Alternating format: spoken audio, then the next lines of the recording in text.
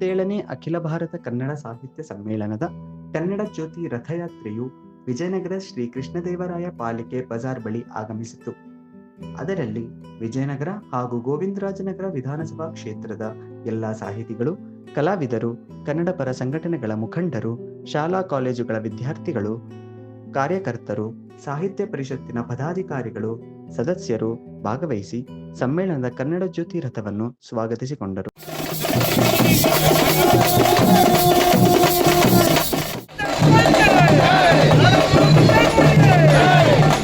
ಸಮ್ಮೇಳನದ ಅಂಗವಾಗಿ ಇಡೀ ರಾಜ್ಯಾದ್ಯಂತ ಈ ಒಂದು ಕನ್ನಡದ ತೇರು ಏನು ಕನ್ನಡ ಸಾಹಿತ್ಯ ಸಮ್ಮೇಳನದ ಒಂದು ಕನ್ನಡದ ತೇರು, ಕನ್ನಡದ ಬಗ್ಗೆ ಜಾಗೃತಿಯನ್ನು ಮೂಡಿಸ್ತಕ್ಕಂಥದ್ದು ಮತ್ತು ಕನ್ನಡ ಸಾಹಿತ್ಯ ಪರಿಷತ್ತಿನ ಅಖಿಲ ಭಾರತ ಕನ್ನಡ ಸಾಹಿತ್ಯ ಪರಿಷತ್ತಿನ ಕನ್ನಡ ಸಾಹಿತ್ಯ ಸಮ್ಮೇಳನವನ್ನು ಮಂಡ್ಯದಲ್ಲಿ ಏನು ಬರೋ ತಿಂಗಳು 20, 21, 22ನೇ ತಾರೀಕು ನಡೀತಾ ಇದೆ.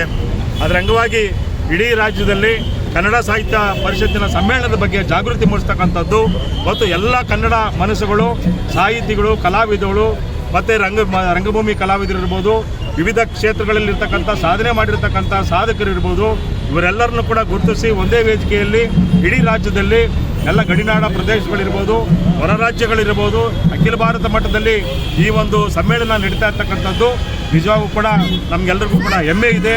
ಅದು ಇವತ್ತು ಇಡೀ ರಾಜ್ಯದಲ್ಲಿ ಸಂಚರಿಸ್ತಾ ಈ ಒಂದು ರಥ ಇವತ್ತು ನಮ್ಮ ವಿಜಯನಗರ ವಿಧಾನಸಭಾ ಕ್ಷೇತ್ರಕ್ಕೆ ಬಂದಿದೆ.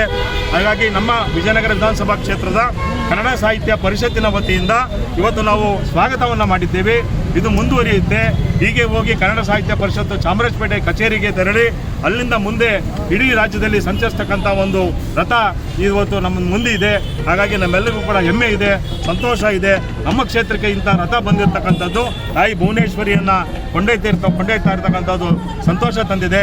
ಮತ್ತು ಎಲ್ಲ ನಮ್ಮ ಹೆಚ್ಚಿನ ಜನಪ್ರಿಯ ಶಾಸಕರಾಗಿರ್ತಕ್ಕಂಥ ಶ್ರೀ ಎಂ ಕೃಷ್ಣಪ್ಪರವರು ಮತ್ತು ಗೋವಿಂದರಾಜನಗರ ವಿಧಾನಸಭಾ ಕ್ಷೇತ್ರದ ಜನಪ್ರಿಯ ಶಾಸಕರಾಗಿರ್ತಕ್ಕಂಥ ಶ್ರೀ ಪ್ರಿಯಾ ಕೃಷ್ಣರವರು ಮತ್ತು ಇನ್ನಿದ ಅನೇಕ ನಮ್ಮ ಸಾಹಿತ್ಯ ಪರಿಷತ್ತಿನ ಪದಾಧಿಕಾರಿಗಳು, ಕನ್ನಡ ಪರ ಸಂಘಟನೆಗಳ ಮುಖಂಡರುಗಳು, ಕಾರ್ಯಕರ್ತರುಗಳು ಇವತ್ತು ನಾವು ಸ್ವಾಗತವನ್ನು ಮಾಡಿದ್ದೀವಿ.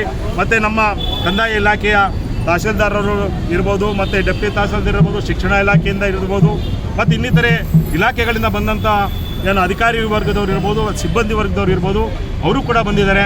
ನಿಮ್ಮೆಲ್ಲರಿಗೂ ಕೂಡ ನಾವು ವಿಜಯನಗರ ವಿಧಾನಸಭಾ ಕ್ಷೇತ್ರದ ಕನ್ನಡ ಸಾಹಿತ್ಯ ಪರಿಷತ್ತಿನ ವತಿಯಿಂದ ತುಂಬ ಹೃದಯದ ಸ್ವಾಗತವನ್ನು ಮತ್ತು ಅಭಿನಂದನೆಗಳನ್ನು ಕೂಡ ಈ ಸಂದರ್ಭದಲ್ಲಿ ಸಲ್ಲಿಸಿ ನಮ್ಮ ಜೊತೆಗಿದ್ದು ಈ ಕಾರ್ಯದಲ್ಲಿ ತೊಡಗಿರ್ತಕ್ಕಂಥದ್ದು ಇದೊಂದು ಪುಣ್ಯದ ಕೆಲಸ ಅಂತ ನಾನಾದರೂ ಭಾವಿಸಿಕೊಂಡು ಈ ಮೆರವಣಿಗೆಯನ್ನು ಅದ್ದೂರಿಯಾಗಿ ತೆಗೆದುಕೊಂಡು ಹೋಗ್ತಕ್ಕಂಥದ್ದು ತಾಯಿ ಭುವನೇಶ್ವರಿಯ ಒಂದು ಈ ರಥವನ್ನು, ಕನ್ನಡ ಸಾಹಿತ್ಯ ಪರಿಷತ್ತಿನ ರಥವನ್ನು ನಾವು ಸ್ವಾಗತಿಸಿ ಮುಂದೆ ಬೀಳ್ಕೊಡ್ತಾ ಇದ್ದೀವಿ. ಸರ್, ಇದು ರಾಜ್ಯದಲ್ಲಿ ಕನ್ನಡಿಗರಿಗೆ ಹೆಚ್ಚು ಉದ್ಯಮ ಸಿಗಬೇಕು, ಸರ್ಕಾರ ಕೆಲಸಗಳು ಸಿಗಬೇಕು ಅಂತ ಕೇಳ್ತಿದ್ದಾರೆ. ಈಗಾಗಲೇ ನಮ್ಮ ಕನ್ನಡ ಸಾಹಿತ್ಯ ಪರಿಷತ್ತಿನ ಈ ಸಮ್ಮೇಳನದ ಅಧ್ಯಕ್ಷರನ್ನಾಗಿ ಗೋರೂರು ಚನ್ನಬಸಪ್ಪ ಅವ್ರನ್ನ ನಾವು ಆಯ್ಕೆ ಮಾಡಿರ್ತಕ್ಕಂಥದ್ದು ನಮಗೆ ಗೊತ್ತಿದೆ. ಈಗಾಗಲೇ ಅವ್ರ ಸಮ್ಮೇಳನ ಅಧ್ಯಕ್ಷರಾದ ಕೂಡಲೇ ಅವರ ಮೊದಲನೇ ಧ್ವನಿ ಕನ್ನಡಿಗರಿಗೆ ಉದ್ಯೋಗ ಸಿಗಬೇಕು ಅಂತಕ್ಕಂಥದ್ದು ಅವ್ರ ಮೊದಲನೇ ಧ್ವನಿ. ಅವರ ಸಮ್ಮೇಳನ ಅಧ್ಯಕ್ಷರ ನುಡಿನೂ ಕೂಡ ಅದೇ ಆಗಿರುತ್ತದೆ. ಕರ್ನಾಟಕದಲ್ಲಿ ಕನ್ನಡಿಗರಿಗೆ ಉದ್ಯೋಗ ಸಿಗ್ತಕ್ಕಂಥದ್ದು ಮತ್ತು ಖಾಸಗಿ ಉದ್ದಿಮೆಗಳಲ್ಲಿ ಕನ್ನಡಿಗರಿಗೆ ಉದ್ಯೋಗ ಸಿಗ್ತಕ್ಕಂಥದ್ದು, ಮಹಿಳೆಯರಿರ್ಬೋದು ಮತ್ತು ಎಲ್ಲ ಕನ್ನಡಿಗರಿಗೂ ಕೂಡ ಔದ್ಯೋಗಿಕ ವಿಚಾರದಲ್ಲಿ ಉದ್ಯೋಗ ಸಿಗ್ತಕ್ಕಂಥದ್ದು, ಸರೋಜಿನಿ ಮಹಿಷಿ ಜಾರಿ ವರದಿಗೆ ಬರ್ತಕ್ಕಂಥದ್ದು ಇರ್ಬೋದು, ಸರೋಜಿನಿ ಮಹಿಷಿ ವರದಿ ಜಾರಿಗೆ ಬರ್ತಕ್ಕಂಥದ್ದು ಇರ್ಬೋದು, ಮತ್ತು ಶಾಸ್ತ್ರೀಯ ಭಾಷೆ ಜಾರಿಗೆ ತಕ್ಕಂಥದ್ದು ಇರ್ಬೋದು, ಮತ್ತು ಉದ್ಯೋಗದಲ್ಲಿ ಕನ್ನಡಿಗರಿಗೆ ಹೆಚ್ಚು ಸ್ಥಾನಮಾನ ಸಿಗ್ತಕ್ಕಂಥದ್ದು ಇರ್ಬೋದು. ಬೆಂಗಳೂರು ನಗರದಲ್ಲಿ ನಾಮಫಲಕಗಳಲ್ಲಿ 60% ಕಡ್ಡಾಯವಾಗಿ ಕನ್ನಡದ ನಾಮಫಲಕಗಳು ಇರ್ತಕ್ಕಂಥದ್ದು ಇರ್ಬೋದು. ಹೀಗೆ ಅನೇಕ ವಿಚಾರಗಳನ್ನು ಈ ಸಮ್ಮೇಳನದ ಅಧ್ಯಕ್ಷರು ಶ್ರೀ ಗೋರೂರು ಚನ್ನಬಸಪ್ಪರವರು ತೆಗೆದುಕೊಳ್ಳೋರಿದ್ದಾರೆ. ಅದಕ್ಕೆ ಎಲ್ಲರೂ ಕೂಡ ಒಕ್ಕಲಿನಿಂದ ರಾಜ್ಯದ ಸರ್ಕಾರಕ್ಕಾಗಲಿ ಮತ್ತು ಕೇಂದ್ರ ಸರ್ಕಾರಕ್ಕಾಗಲಿ ಒತ್ತಾಯ ಮಾಡುವಂಥದ್ದು ಈ ಸಮ್ಮೇಳನದಿಂದ ನಡೀತಾ ಇದೆ.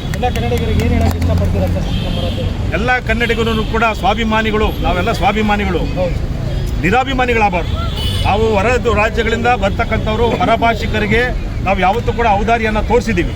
ಆದರೆ ಅದಷ್ಟೇ ನಮ್ಮ ಒಂದು ಏನು ಹೇಳ್ತೀವಿ ಜವಾಬ್ದಾರಿ ಅಂತಲ್ಲ, ನಮ್ಮ ಒಂದು ಉದಾಸೀನ ಅಂತ ತಿಳ್ಕೋಬಾರ್ದು. ನಾವು ಹೆಚ್ಚು ಗೌರವ ಕೊಡ್ತಕ್ಕಂಥದ್ದು ನಮ್ಮ ಉದಾಸೀನ ಅದು ಅಂತ ತಿಳ್ಕೋಬಾರ್ದು.